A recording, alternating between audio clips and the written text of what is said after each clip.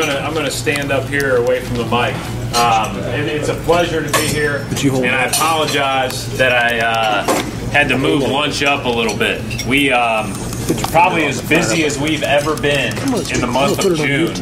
We actually have 3 prospects visiting campus today. We have 288 2nd through 8th graders at camp today. And oh, by the way, the NCAA just passed a rule that we can work our guys out in the summer. And so multiple of our players were working out at 6:20 in the morning. 7 o'clock in the morning. We'll work our freshmen out this afternoon that just arrived on campus. And so the amount of work has been incredible for this time of the year. So our staff is looking forward to July 4th and a chance to get away a little bit. But it's a great time to be at Butler. As many of you know, Butler's moving on to the Atlantic 10 Conference, and that adds a whole nother layer of stuff that we are working on. We've had to be very, very diligent and very, very, I guess it's been, the envelope's been pushed with regard to scheduling for this coming year. When we changed leagues, we lost 4 games for next year. And so we automatically had to fill those games, which you can imagine for next season, doing that on June 1st is a difficult task. We've got 3 of them filled, and we've got 1 more to get, and the goal is to play at Hinkle as many times as possible. And I appreciate it. I've already talked to a few of you that I know spend a lot of time in the winters there, and it's kind of been a good refuge away from some nasty wintry weather in central Indiana, although we didn't get much of it this year. But it is a incredibly fun time to be at Butler because of all those changes, because of all the new rules that they put in place with regard to access for our players and prospective players. It's just a great time to be a coach. The one thing that I've always said about coaching that I miss the most is actually being on the floor during the off season, because I got into this to coach basketball. I didn't get into this to do contract work for scheduling or to beg 16-year-olds to come to school at Butler or to do anything. Got into this to coach basketball and hopefully be a mentor and a person who can help these guys get ready for the real world beyond Butler. And now we get a chance to do that better. And we get a chance now to text and call and spend more time getting to know our recruits than we ever have before. And that also is a huge, huge bonus because it really helps you vet people and prospects in the recruiting process better. And likewise, it helps the recruits find a more stable home. Right now in men's basketball, 40% of players before their sophomore year will transfer to a new school, or will leave school, or will go pro, or whatever the case may be. And that's not all that dissimilar from what I've been told to the general student population. We live in a more transient time where people are more likely to move if it doesn't fit their exact needs or if it's not meeting their exact needs, both in the employment world and in college and in high school and in AAU teams and everything else.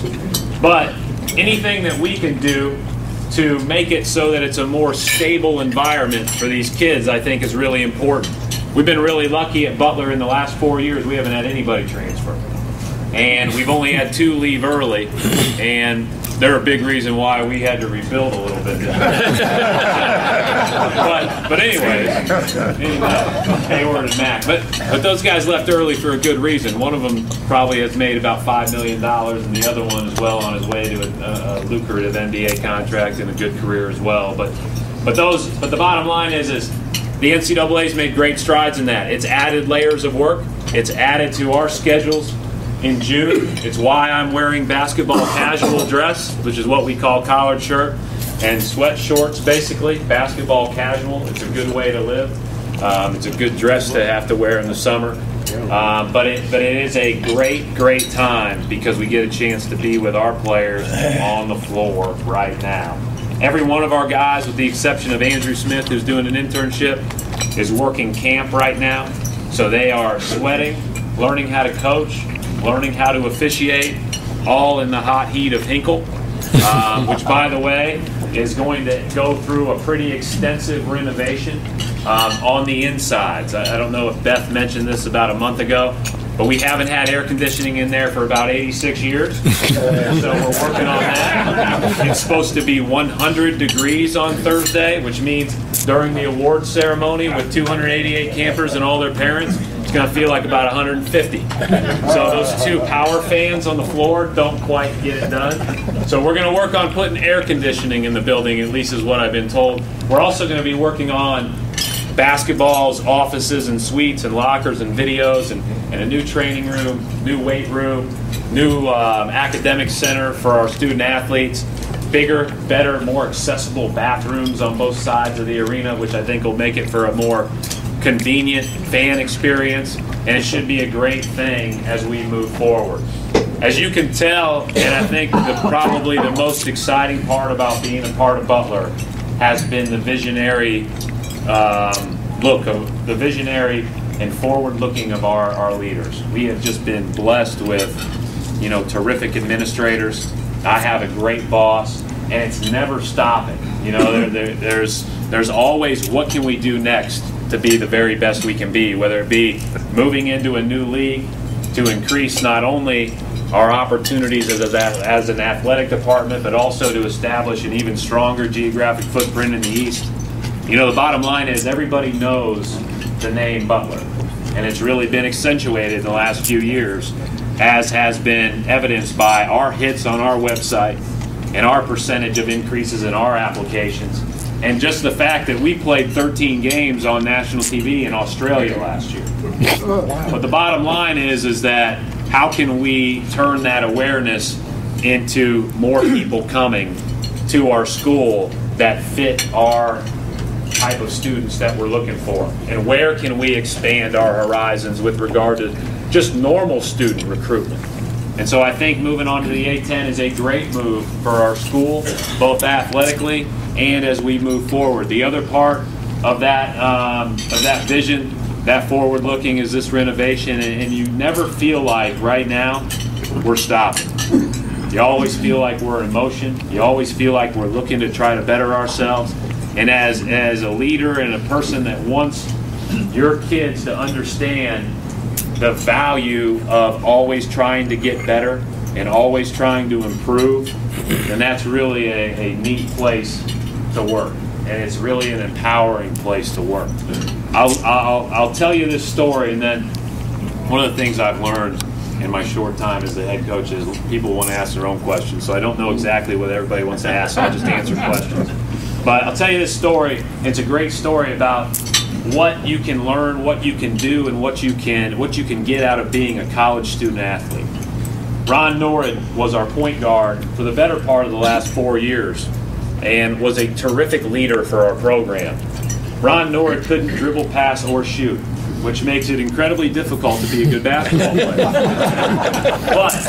But he was an unbelievably inspiring person to be around. He was a terrific defender, and he just tried to do everything he could to win, and he tried to help everybody win. And there was a day this year where it was practice number 79, and there was nothing unusual about practice number 79 except we had one visitor. And the visitor was dressed like a lot of you. He sat up about 15 rows up and didn't even introduce himself to our staff. He just walked in. He had talked to our director of basketball operations, said, yeah, sure, come and watch, no big deal.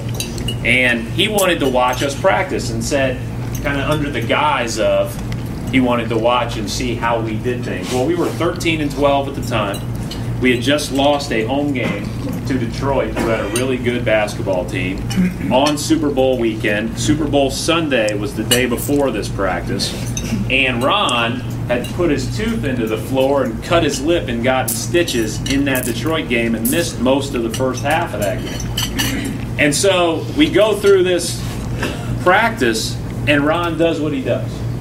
He teaches, he leads, he tries to pull people along, he tries to help put people in right spots. He's an assistant coach on the floor with a practice jersey on, and he's nonstop. His energy's contagious. He lights up the room. Everybody feels his presence and feels better because he's there. He's 13-12 as a senior. He knows he's not going to play professional basketball, and he's been to 2 national championship games, but he doesn't stop acting the way that he's always acted. Well, about a month later, I get a call from this person who I didn't even know was at practice, because I'm in my own world. I could care less about who's at practice. I just want to beat Youngstown. That's how focused you get at that time of the year. You don't care about anything but how you're going to guard their ball screen actions and different unique twists that they try to run. So they call and they say, I want to ask you, it's towards the end of our season, would you ask Ron Nord if he's interested in applying for the Brownsburg High School coaching job? And so I say, yeah, I'll ask him, because he's always said he wanted to be a coach. He thought he was going to go the college route, but I'll ask him if he's interested in applying. And I said, what's the impetus for that? He said, I'm the superintendent of Brownsburg Schools, and I came to your practice on February 6th, and I was blown away with him, and it was basically like an interview.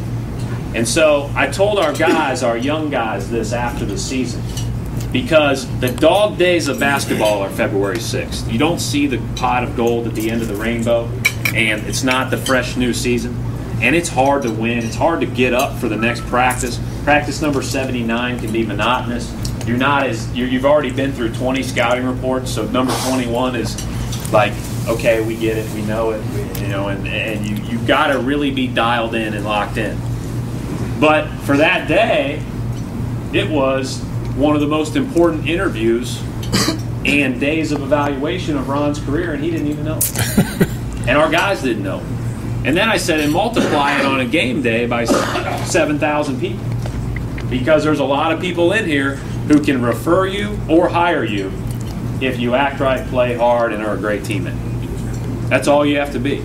It was a great lesson for all of us, and certainly for our young guys to take forward, because they knew how much Ron meant to all of them. I think the biggest challenge for us moving forward is replacing his leadership and his energy and intangibles. If we can do that, I think we'll have a pretty darn good basketball team. We have the right mix of guys coming back. We have the right mix of guys becoming eligible and/or coming in as freshmen to shoot. That will really help us. And I think we should have a fun team to watch when it's all said and done. We do have a incredibly difficult schedule, which, we did the preseason for the most part with the thought that we were in the Horizon League, which is a very good league. But it's certainly been added to now that we've gotten our A10 schedule as well. There are 4 teams that have been picked by most every publication you see to be at the top of the A10. We go to all 4 on the road. Only one of them comes to us at home. So it is going to be one heck of a challenge. In the preseason, we play at Northwestern, we play at Vanderbilt, so we schedule all the smart kids. And then we play, play Gonzaga again at home, play Indiana in the Crossroads Classic down at Conseco, or Bankers Life, which is, for those of you that were at those games last year with Purdue, Indiana, Notre Dame, and Butler, that was an NCAA tournament game in December. It was terrific, and a terrific atmosphere. If you didn't get down there, I would definitely suggest I would buy a ticket to that as a fan in a heartbeat, just because of the energy in the building, let alone the teams. Play in Maui, go to the Maui Invitational with average programs like Carolina, Marquette. I don't know how we're going to. I'm interested to see that draw. There is not a good one. Everybody says, the worst one's Chaminade, because that's the one you don't want to get beat by. You know that. Mark Pugh from Gonzaga told me losing's easier in Maui, though. So I said, I don't believe that.